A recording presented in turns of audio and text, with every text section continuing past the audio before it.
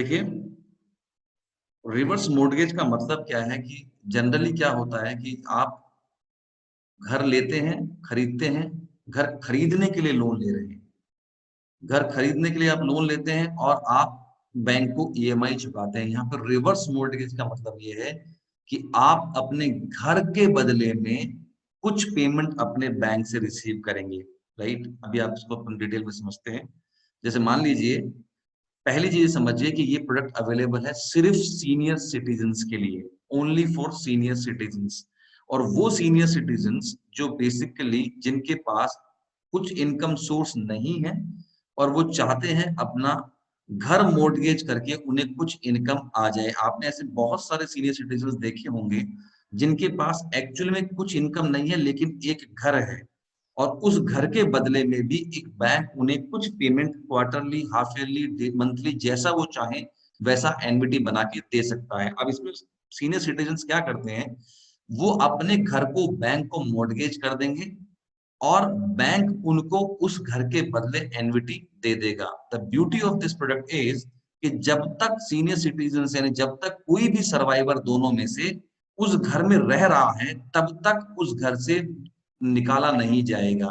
तो बेसिकली एक ऐसा प्रोडक्ट है जहां पर घर के बदले बैंक एनविटी क्रिएट कर देता है सीनियर सिटीजन्स को, और उस घर का जो लोन आउटस्टैंडिंग जो एनविटी का होता है वो भी तब लिया जाएगा जब बेसिकली लास्ट सर्वाइवर भी चला जाएगा। तो ये सोचिए आप कि इससे बेहतरीन चीज क्या हो सकती है कि जब तक घर है तब तक आपको पैसा मिलता रहेगा, और चले जाने के बाद आपके पास दो ऑप्शन है। वो ऑप्शन मैं बताता हूं क्या क्या है।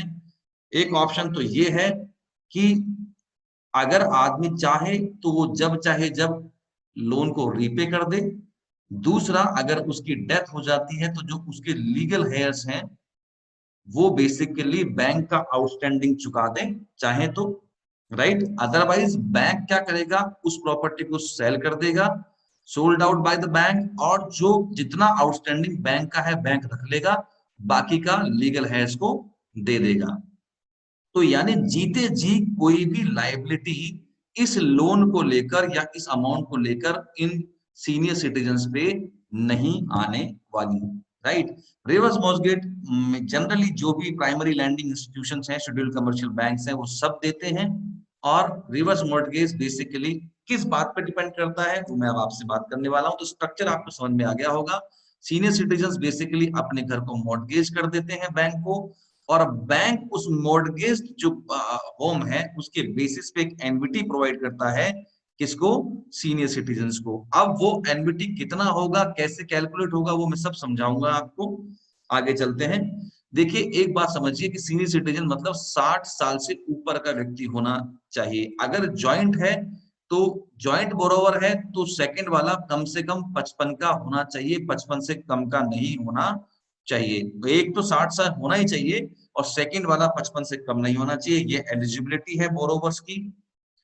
प्रॉपर्टी सेल्फ एक्वायर्ड होनी चाहिए। कहने का मतलब यह है खुद के नाम, खुद की ऑनरशिप की प्रॉपर्टी होनी चाहिए, और प्रॉपर्टी का टाइटल बिल्कुल क्लियर होना चाहिए। और फ्री फ्रॉम एनी इनकम्बरेंसेस का मतलब यह है कोई उस पर ड्यू, कोई लोड नहीं होना चाहिए प्रॉपर्टी पे। और जो प्रॉपर्टी पे आप रिवर्स मॉर्गेज लेंगे वो परमानेंट प्राइमरी रेजिडेंस होना चाहिए। ऐसा नहीं है कि व्यक्ति कहीं और रह रहा है, किसी और प्रॉपर्टी पे रिवर्स मॉर्गेज ले रहा है, राइट? देखिए, अब डिपेंड क्या किस पे करेगा कि उसको कितना पैसा मिले। तो बेसिकली सबसे तो इंपॉर्टेंट बात है एज। एज पे डिपेंड करेगा कि उसको कितना पैसा मिले। और दूसरा है value of property. Value of property पे भी इट विल डिपेंड कि सामने वाले को कितना पैसा मिल जाएगा। ये जो प्रॉपर्टी है रिवर्स मॉर्गेज देने के बाद भी इसका रीवैल्यूएशन हर 5 साल में होगा। और अगर मान लीजिए 5 साल बाद प्रॉपर्टी का वैल्यू घटता या बढ़ता है, इफ इट इंक्रीजेस और decreases, accordingly the monthly payments or annuity can be decreased or increase of that senior citizen, right? देखिए, nature of payment can be monthly, quarterly, half yearly और annually. अगर चाहे व्यक्ति, if anybody wants, there can be a lump sum payment also to the borrower and that can be maximum up to 15 lakh rupees और 50% of the total eligible amount of loan. ये भी मैं आपको समझाऊंगा। और एक बात देखिए, 50,000 रुपए से ऊपर मंथली पेमेंट इस वाला रिवर्स मॉर्गेज प्रोडक्ट में नहीं मिल सकता। Eligible and use of funds क्या हो सकता है? पहली बात, किसी स्पेकुलेटिव ट्रेडिंग और बिजनेस पर्पस के लिए रिवर्स मॉर्गेज लोन बैंक से नहीं लिया जा सकता। ये जनरली लोग अपनी सप्लीमेंटिंग पेंशन, यानी अगर आपके पास कोई रेगुलर इनकम सोर्स नहीं है तो पेंशन इनकम के लिए जनरली ये प्रोडक्ट लिया जाता है। Otherwise for any medical emergency also, और if you want to have any home improvement or maintenance also, but generally it is for a income source। देखिए इंपॉर्टेंट फीचर्स क्या क्या है।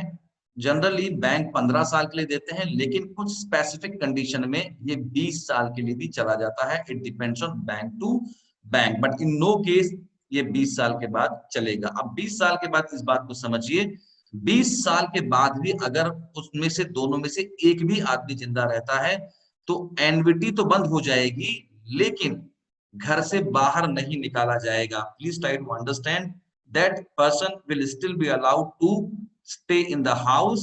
घर से नहीं निकाला जाएगा, but NVT will not cross 20 years। Commercial property will not be eligible for reverse mortgage loan, only on residential properties। एक बात और समझिए कि रेजिडेंशियल रिवर्स mortgage जो लोन लिया है उससे जो NVT बोरोवर को मिल रही है वो एक लोन है, वो इन्वेस्टमेंट नहीं है। वो उसे चुकाना है, उसको चुकाना है या उसके लीगल हेयर्स को चुकाना है उसके जाने के बाद। That's why it is absolutely exempt from any kind of tax। You must understand this। अभी आप LIC से कोई एनविटी लेते हैं या आपकी नॉर्मल पेंशन इनकम है, कोई भी पेंशन इनकम होती है वो टैक्सेबल होती है। Try to understand, this is not an income, it is a loan, और उस लोन से आपको एनविटी आ रहा है, और ultimately that loan has to be repaid by you और your legal heirs in the future. देखिए सेटलमेंट ऑफ लोन कैसा होता है, ये मैंने आपको पहले भी बताया है कि लास्ट सर्वाइविंग जब तक बोरोवर है तब उसके मरने के बाद, या खुद अगर चाहे कि आप मुझे घर बेचना है और इस लोन से बाहर आना है तो सेटलमेंट हो जाएगा। अब ऑप्शन क्या है कि बोरोवर, आप बेसिकली बोरोवर को राइट मिलेगा कि वो पहले अपने लोन्स को सेटल कर दे with interest without sale of property. तो प्रॉपर्टी का सेल जो होगा by the bank will only be in the case when either both of them have died, और मान लीजिए उनके पास पैसा नहीं है और 20 साल हो गए, वो चाहते हैं कि निकल जाएं इससे, तो भी वो सेटलमेंट कर सकते हैं और उसको बेच सकते हैं। लेकिन ऐसा कोई करेगा नहीं क्योंकि they want house to be stayed in. इसके बाद बैंक कम से कम 2 महीने का टाइम देता है, राइट? ऐसा नहीं है कि वो है तो reasonable amount time is given by the bank of 2 months. और अगर लीगल हेयर चाहें तो वो बेसिकली आप बेच अपना पैसा दे सकते हैं बैंक को, पेमेंट कर सकते हैं। अगर वो पेमेंट नहीं करते तो bank is only will only take the bank's liability. मान लीजिए 50 लाख का लायबिलिटी है और घर 70 लाख में बिकता है, तो बैंक क्या करेगा, अपना 50 लाख रुपए रखेगा और बाकी का 20 लाख लीगल हेयर्स को दे देगा। तो इस तरह से रिवर्स मॉर्गेज लोन का सेटलमेंट किया जाता है। देखिए जब भी चाहे बोरोवर इसको प्रीपे कर सकता है, कोई भी प्रीपेमेंट पेनल्टी नहीं है। जब चाहे वो कह सकता है कि मुझे एनविटी की आवश्यकता नहीं है, आप बताइए कि आपका आउटस्टैंडिंग क्या है, बैंक ने जितना लोन दिया प्लस जितना इंटरेस्ट दिया लेगा वो आउटस्टैंडिंग वो बोरोवर चुका दे और बोरोवर फ्री हो जाएगा। अभी मैं एक्सेल पे आपको कैलकुलेट भी करके बताऊंगा कि किस तरीके से ईएमआई निकलेगा और किस तरीके से इस प्रोडक्ट में डिजाइन होता है interest plus principal. Calculation of EMI अपन देखते हैं। अब देखिए इंपॉर्टेंट पार्ट है ये सबसे ज्यादा। एक बात और समझिए कि जनरली क्या होता है कि 50 to 60% तक प्रॉपर्टी की वैल्यूएशन का लोन मिल जाता है, 50 to 60% तक। तो अपन इसको लेट्स से 60 मान के एक बार कर लेते हैं और काम आगे चलते हैं। तो अब एक्सेल पे ध्यान दीजिएगा कि किस तरीके से कभी आपसे कोई पूछे कि मेरे घर की वैल्यूएशन ये है तो बताओ मुझे रिवर्स मॉर्गेज में कितना लोन मिल सकता है, तो अब आपके लिए बताना बहुत आसान होगा। तो देखिए मान लीजिए the market value of the property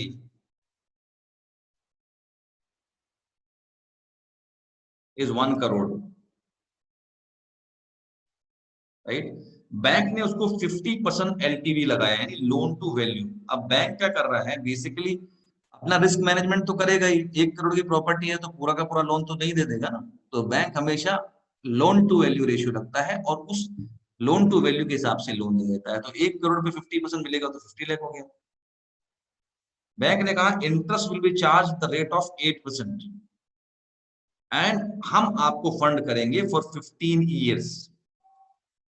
अब देखो आप सामने और ये समझो कि कैसे इस 2-4 इंफॉर्मेशन से आप ये पता कर सकते हो कि किसी भी आदमी का रिवर्स मॉर्टगेज पीएमटी कितना होगा। देखिए आपको मैंने एक्सेल जब भी पढ़ा है, समझाया है, और मेरे वीडियोस भी आपको यूट्यूब पे मिले होंगे, और वैसे भी जो नए स्टूडेंट्स हैं उनको ये पता होना चाहिए कि एक्सेल अब अलाउड नहीं है, सीएफपी में कैलकुलेटर्स अलाउड है। लेकिन मैं एज ए टीचर आपको एक्सेल प्लस कैलकुलेटर दोनों सिखाऊंगा in all 4 modules, because I personally believe a financial planner must know how to operate Excel. अगर एक्सेल आपको ऑपरेट करना नहीं आता है तो you can not be a good financial planner, क्योंकि कैलकुलेशन पे आपको स्ट्रांग होना चाहिए। तो देखिए पीएमटी का फॉर्मूला होता है, वो बेसिकली आपको बताता है कि पर मंथ ईएमआई क्या होगी। आप लोग चाहें तो एक्सेल पे कैलकुलेट मेरे साथ साथ कर सकते हैं।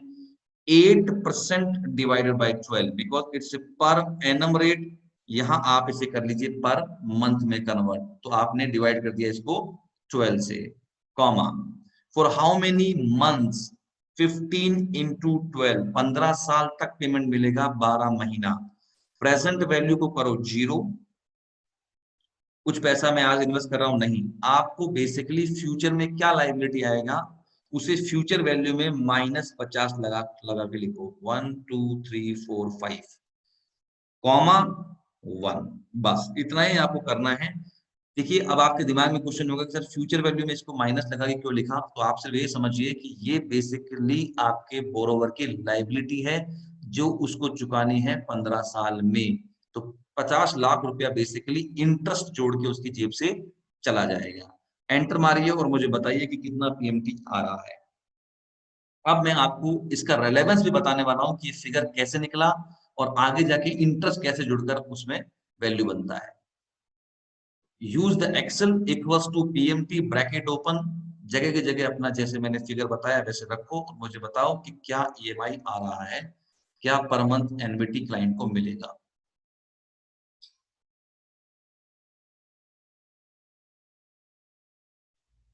Fourteen three five three is the first answer. Okay, ये लोन का प्रोडक्ट है लेकिन टाइप इसलिए वन लिया है क्योंकि रिटायरमेंट प्लानिंग का प्रोडक्ट है, तो आपको एनविटी बिगिनिंग मोड में चाहिए तो टाइप वन। बहुत आसान है, equals to PMT bracket open करो एक्सेल में और कॉमा लगा के ये फिगर्स डालते रहो, दैट्स इट।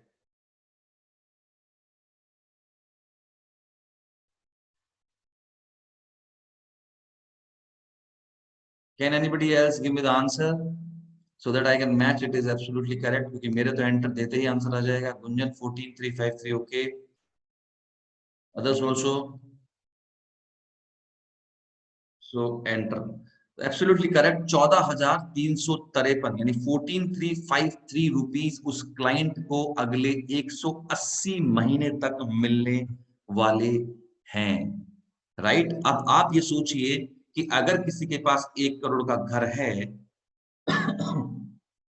तो 14,353 उसको बिना किसी कुछ करे पर मंथ एनविटी मिलेगा। अब आप ये सोचिए कि जब मैंने शुरू में आपसे शुरू किया था तो कहा था कि इंडिया में ये प्रोडक्ट पॉपुलर नहीं है, पूछिए क्यों।